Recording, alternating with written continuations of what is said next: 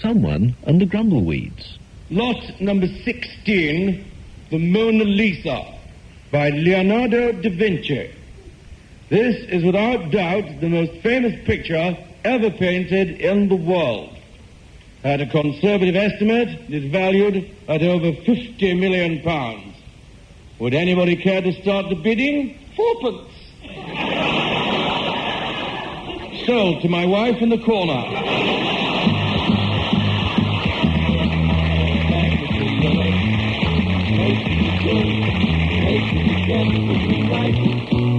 Just the three of us doing a show, getting it right on the night.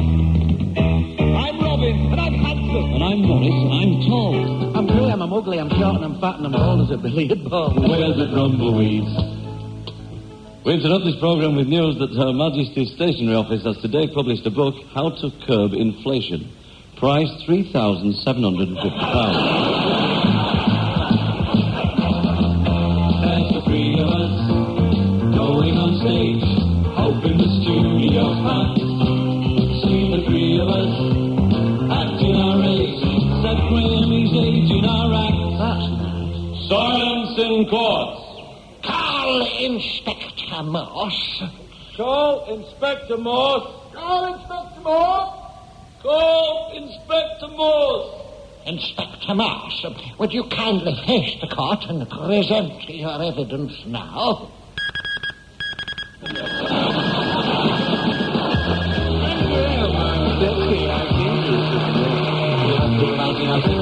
This is a radio show. Where's the Grumbleweeds? And we interrupt this programme yet again with a police warning. If I catch you eating chips out of your helmet again, Constable, you've had it. There's the three of us doing the job, taking the knocks on the chin. Yes, the three of us, Graham and Rob, Graham, Maurice, and Robin. And the latest financial news. The exchange rate in Switzerland is now 16 euros to the pound. And in Ireland, it's 3 canoes to the punt. Good things come in threes. I've heard that as a lad. I'm Robin. I'm Maurice. He's Graham. Well, 2 out of 3's not bad. trio, everyone needs half an hour with someone and the Grumbleweeds.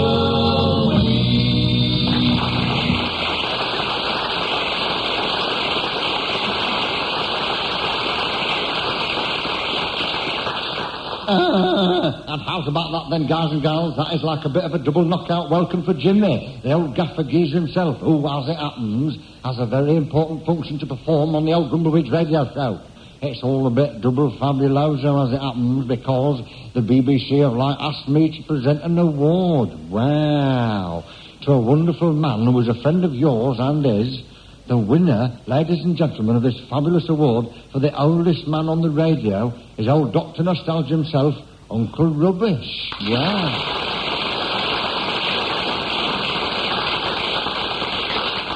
Hello, Jimbo, and hello, radio lovers everywhere.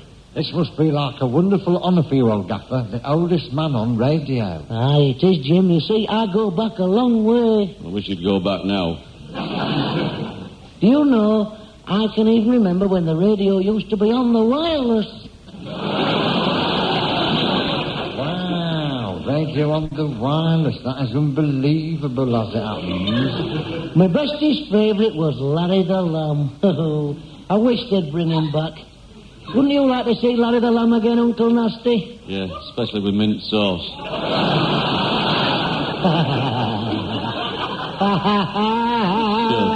He's only kidding. I'll save you, Larry.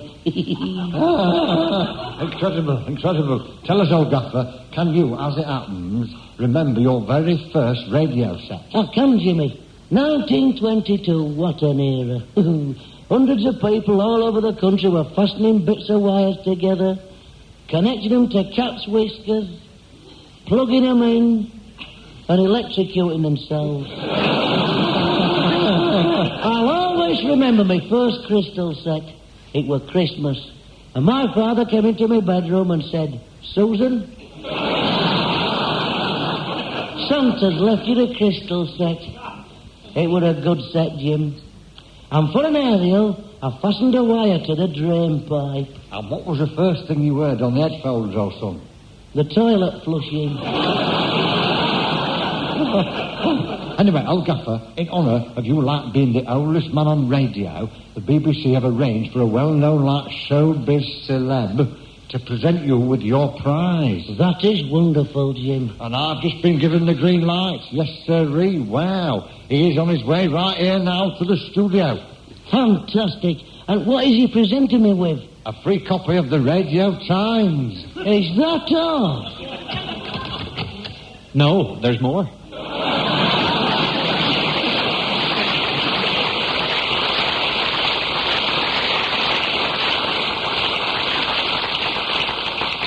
Well, what can I say? What an honour to meet the one and only Johnny Football. Jimmy Cricket.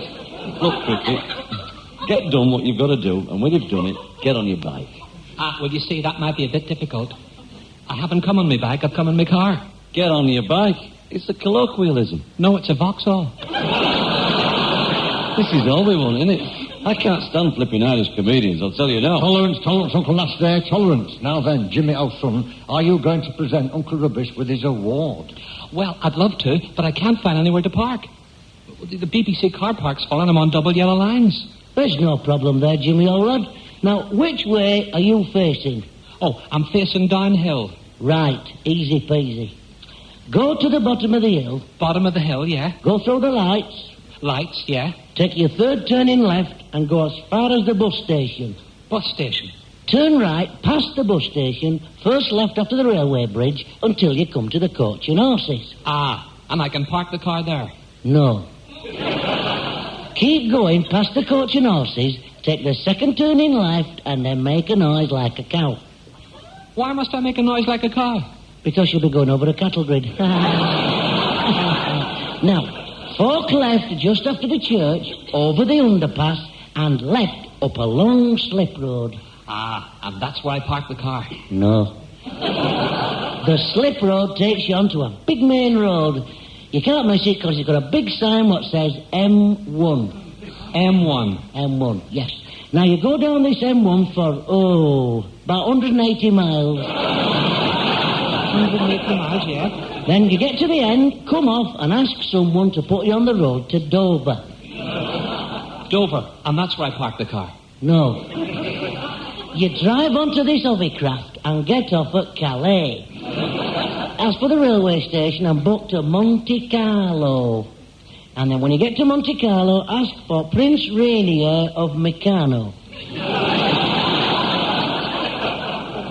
Prince Rainier of Meccano? Yes, he's in the construction business. Now, he's got a big house where there's loads of room. That's where I can park the car. Correct. Just mention my name, and he'll let you leave your car there as long as you like. That's very kind of you, Uncle Rubbish. No problem, Jimmy, old lad. Off you go. I'll be as quick as I can. See you later. You pathetic white rubbish. You're sending him 800 miles to park his car. There's a car park half a mile up the road. Yeah, but this saves him to turn his car round. Well, there's one good thing. We shan't have to see him again. I'm sorry to bother you, but was it left or right after the lights? Left. Thank you. Oh, I can't stand any more of this. Play the music, somebody.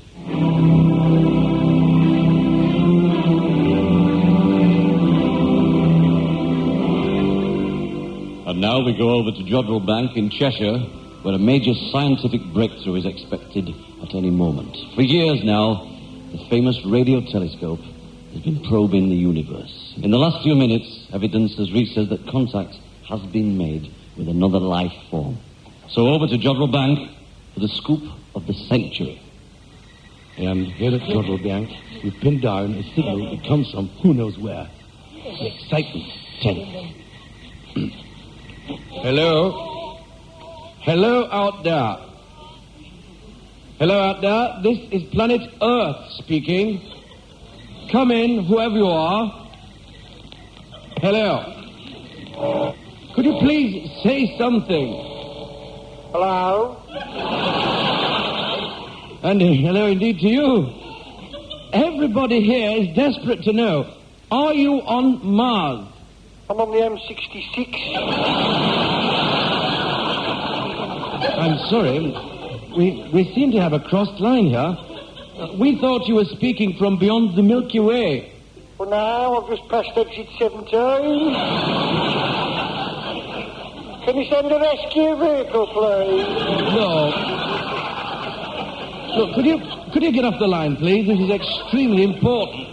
For so's my Austin 7. I've only had it 47 years now. Look, I'm so sorry, but this is not the AA. Well, who is it then? This is Jodrell Bank. No, I don't want to cash a cheque or anything. No, not at all. I want a rescue vehicle. Look, will you please get off the line?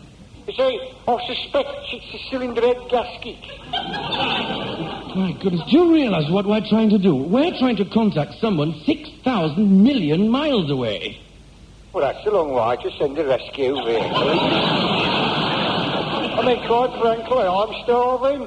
Nothing has passed my lips since breakfast. If he's got to come 6,000 million miles, I'll miss my supper as well. Oh, I'm sorry, I'm going to have to cut you off. What's wrong, Fanshawe? I'm not sure, Crawshaw.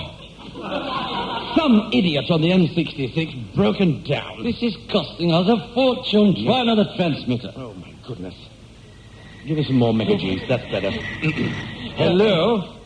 Hello, out there in space. Your signal appears to come from the constellation Ursa Major. Are you there, Ursa Major? No, this is Barry Scrivenger. I've just been talking to the AA, but they're about 6,000 million miles away. Are you the RAC? Look, for the last time, will you please put that damn phone down and use another call box? This is costing millions of pounds. I've only put 10p in. Really, what I'm trying to do here could alter the whole future of mankind. Don't lose your hair, Bab. I only want to see your head. Have you checked the battery? Well, of course I have. I put 6 gallons in yesterday. Oh, it's obvious. I'm dealing with a complete twit. No, it's an Austin 7. Look, I haven't got much time. Could you tell me exactly what went wrong? Right, hang on a bit. I was speeding down the M66, right, doing approximately 27 miles an hour, right. Went like, suddenly, I heard this, like, splutter, splot. Anyway, does that tell you anything? Yes, it tells me I'm talking to a complete idiot. Well, would you tell him to go away and concentrate on me? Listen. Is it raining at your place? No, it isn't raining. It isn't here either. Can't be that then, can it? Have you thought of telling the police? Well, I think they'll already know it's not raining, won't they? My goodness. I'm hanging up. Give me that microphone. I'm Give me the microphone I'm putting here. you on to my superior. This is Professor Joshua Crawshaw. Right, listen. 20 years of research I've put into this project. The world's most advanced technology has made this important breakthrough possible. And you, whoever you are... Barry Scrivenger, I did mention it. You have ruined everything. Now we'll probably never know if there are any other life forms in the universe. Hang on a bit. I think your rescue van's just arrived. Oh, yes. You seem to have changed the colour, though. It's got a sort of a shimmering blue light surrounding it. Oh, the man's getting out. Oh, he must be a mechanic. He's got 7 eyes, 4 arms, 6 legs, and another couple of arms on the back. I think I'll start playing my subscription now. Ta-ra a bit.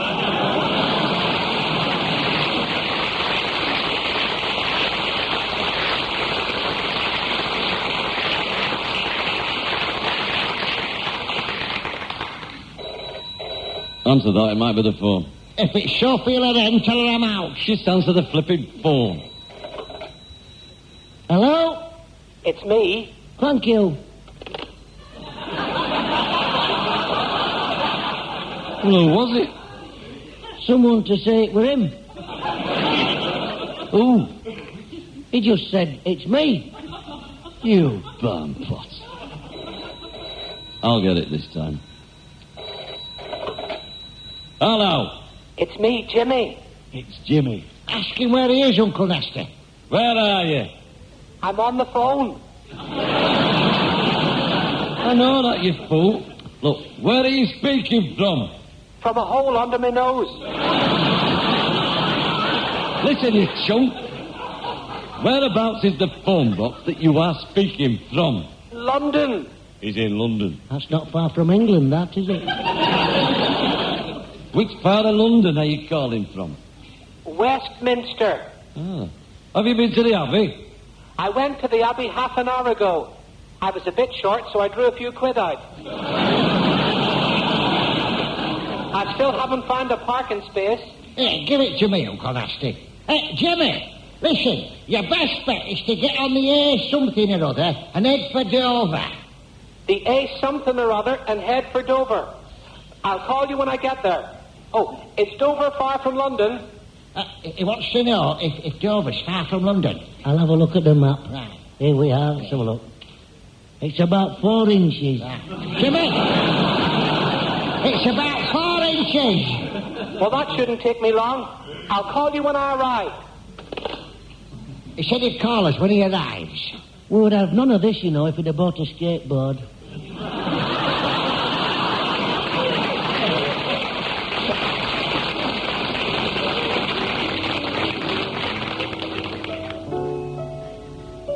Every time I see some couple tie the knot, I'm very grateful for what I've got. Though the state of marriage can bring tears, you know, Mrs. Rubbish left me 50 years ago.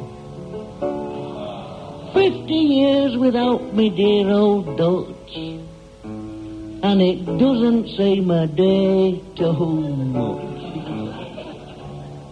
Another groom, another bride. I raised a veil, the vicar cried. She soon departed, just when she'd started to be a rubbish. She was a lovely woman. She gave a pout, I gave a smile, then she ran out, right down the aisle. She left me lonely, it's in name only that she's been rubbish. I loved her old head square, I did. Honeymoons can be heaven, honeymoons can be hell. I booked a week in Devon, she booked a Leeds hotel. My life was black, I dried me tears, then she came back. In 14 years, her chest was heaving. She said, I'm leaving, 'cause it's been rubbish.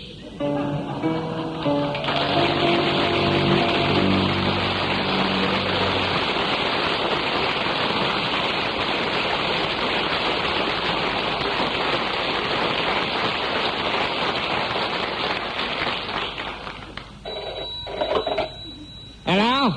It's me, Jimmy. Where are you this time, Jimmy? I'm outside a 6-week car wash. A 6-week car wash? Yeah, they've only got a small flannel. Well, have you arrived at Dover yet? I'm in Dover now, and there's a woman here bird watching. A woman bird watching in Dover?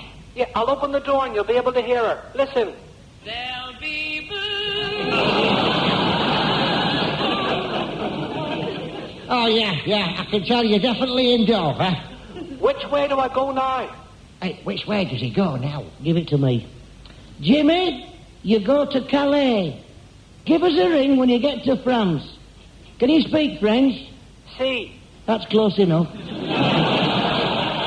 I'll keep in touch. You may see me sooner than you think. I should answer that. It might be someone important. Cheerio, Jimmy. Answer the door up first. Right. I don't believe it. You don't think I'm daft enough to go all the way to Monte Carlo to park my car, do you? Well, where did you park the car? Belgium.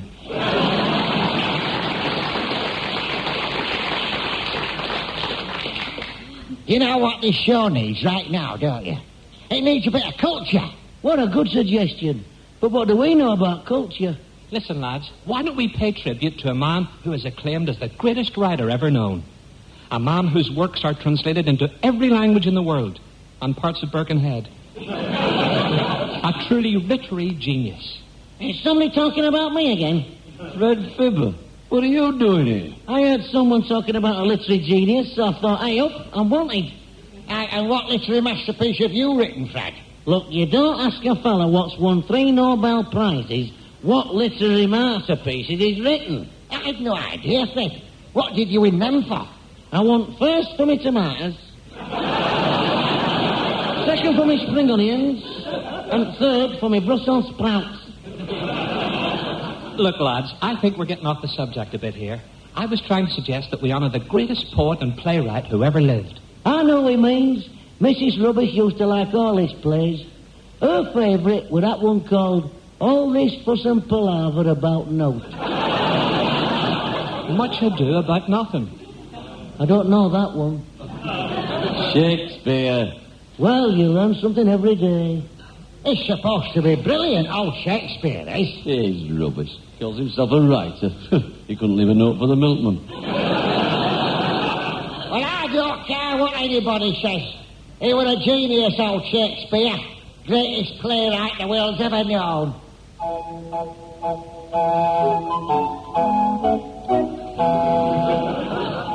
Now, I must get this first bit right, because it's the opening line to what could be the most famous speech I've ever written. Now, let's think. Got it. Will it or won't it? That's what I'd like to know. No, that doesn't sound right. I must think harder. Morning, Mr. Shakespeare. Good morning, Toby. Toby. Was that Toby or not Toby? To be or not to be? Oh, no, I can't cope. Are you still writing your stupid plays? It's the beautiful Anne Hathaway. Sit down, dearest Anne. I will. Ah, you found my quill. Oh. What garbage are you writing today, then? Something that the whole world has been waiting for. Something that will brand my name in letters of gold across the literary universe. Something that mankind will be eternally grateful for. Something that will bring joy and jubilation. Bells will ring out in salutation and uncontrolled happiness in honor of this, my finest hour, my masterpiece. What is it? The final episode of Neighbours. Here, hang on a minute, pal. I thought we were paying tribute to the greatest playwright the world's ever known. We are. We are. William Shakespeare did not write Neighbours. I'm not talking about William Shakespeare. I'm talking about his brother who was born in Ireland. Sean Shakespeare.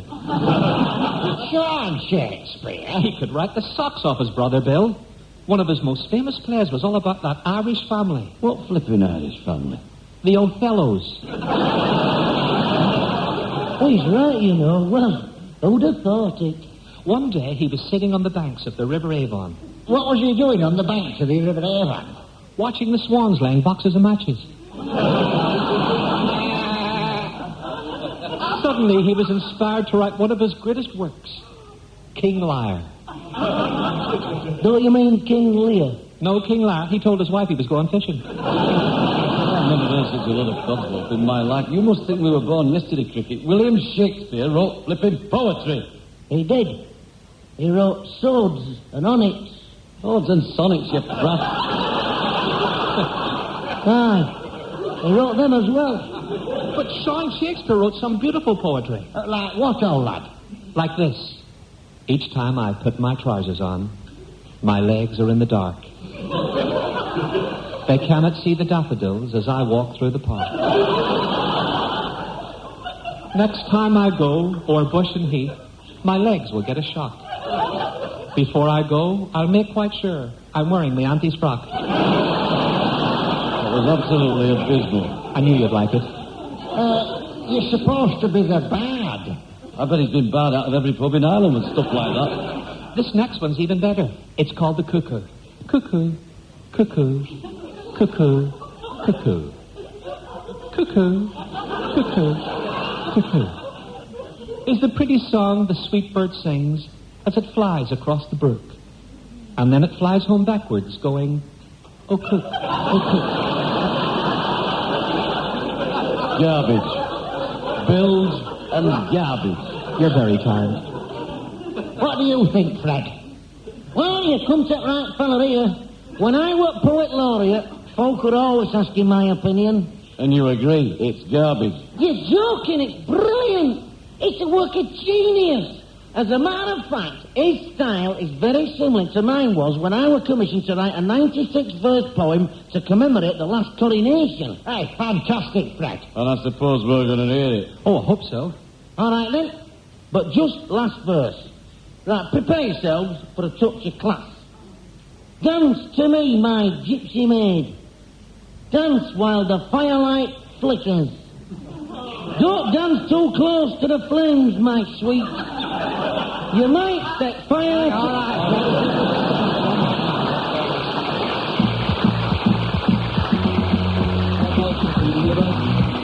Sharing a smile, sharing a sweet tonight. Just the three of us, just for a while. Now we'll get back on our bike. We'll see you next time. Yes, we'll see you again. So, tickety-tong. Bye for now. Spotify and TTFN. From the three of us, just the three of us. There's me. And me. And him.